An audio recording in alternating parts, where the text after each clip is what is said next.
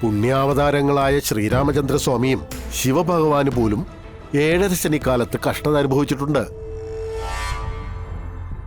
വീട് വിട്ടിറങ്ങുക, കളവ് കേൾക്കേണ്ടി വരിക, ഇതെല്ലാം നടന്നു കഴിഞ്ഞില്ലേ? സ്വാമി, ഇനി ഞാൻ അനുഭവിക്കാൻ ഒന്നുമില്ല. ഇപ്പൊ അനുഭവിക്കുന്ന ദുരിതങ്ങൾക്കൊരു ശാശ്വതമായ പരിഹാരം അങ്ങ് എനിക്കൊന്ന് പറഞ്ഞു തരണം.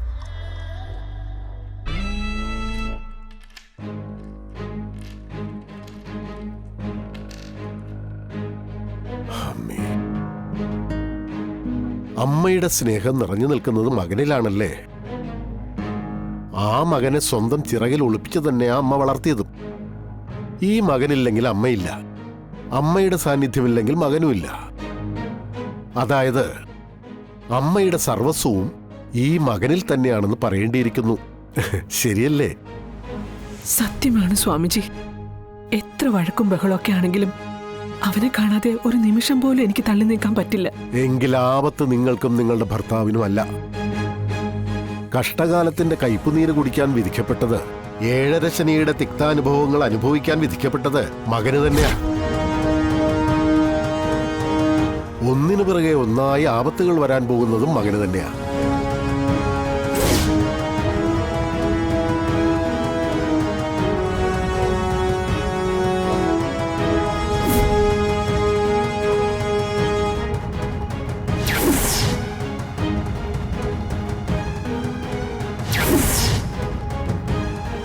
ഉരുക്ക് വളയമാണ് മുന്നിൽ കാണുന്നത്.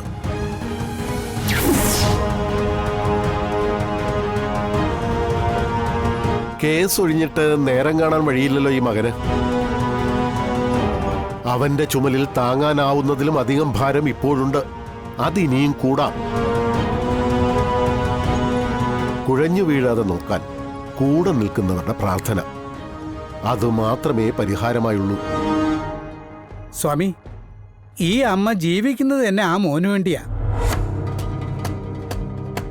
ഈ പറഞ്ഞതെല്ലാം കേട്ടിരിക്കുന്നതും ചങ്ക് നീറിക്കൊണ്ട് തന്നെയാ. ഉചിതമായൊരു പരിഹാരം അത് പറഞ്ഞു തരണം. ദൈവാനുഗ്രഹം ഉണ്ടെങ്കിൽ എല്ലാ ദോഷങ്ങളെയും അകറ്റി നിർത്താം. അത് സത്യാമ്മയ്ക്ക് വേണ്ടുവോളം ഉണ്ട്. മരിച്ചു മണ്ണടിഞ്ഞവരും മോക്ഷം കിട്ടാത്തവരും നമ്മുടെ തലയ്ക്ക് മുകളിൽ വന്നാൽ സ്വസ്ഥതക്കേടാ. അതുകൊണ്ട് പിതൃക്കളെ തൃപ്തിപ്പെടുത്താനുള്ള വഴിപാടുകൾ നടത്തുക. കുളിച്ച് ഈറനോടെ ബലിയിടുന്നതിനേക്കാൾ പുണ്യപ്രവൃത്തി വേറെ ഒരു വഴിപാടിനുമില്ല. പ്രധാനമായും ചെയ്യേണ്ടത് ഈ ദുരിതങ്ങൾക്കെല്ലാം അറുതി വരുത്തുന്നതിനായി കുന്നുംപുറം കാർത്തിക ക്ഷേത്രത്തിലെ 101 പടികൾ മുട്ടിലിഴഞ്ഞ് കയറണം. അതിപ്പോ എന്റെ ഒരു ആരോഗ്യസ്ഥിതി പറ്റുന്നതല്ലെങ്കിൽ സത്യഭാമയ്ക്ക് വേണ്ടി മകനുമായി ഏറ്റവും അടുപ്പമുള്ള ആരെങ്കിലും ചെയ്താലും മതി. പക്ഷെ വഴിപാട് നടത്തണം. ഒരു മുജ്ജന്മ ശാപം കിടക്കുന്നുണ്ട്. അത് മാറിയാൽ ഇപ്പോൾ അനുഭവിച്ചുകൊണ്ടിരിക്കുന്ന എല്ലാ ദുരിതങ്ങൾക്കും ശാശ്വതമായ പരിഹാരമാകും. പക്ഷേ ഈ വഴിപാട് നടത്താൻ സ്വാമി. എനിക്കെന്റെ മകൻ കഴിഞ്ഞേയുള്ളൂ എല്ലാം. അവന് വേണ്ടി മാത്രം ഞാൻ ജീവിച്ചിരിക്കുന്നത് തന്നെ. പ്രാർത്ഥിക്കുക. ഭഗവാന്റെ മനസ്സലിയുന്നത് വരെ വിളിച്ച് പ്രാർത്ഥിക്കുക.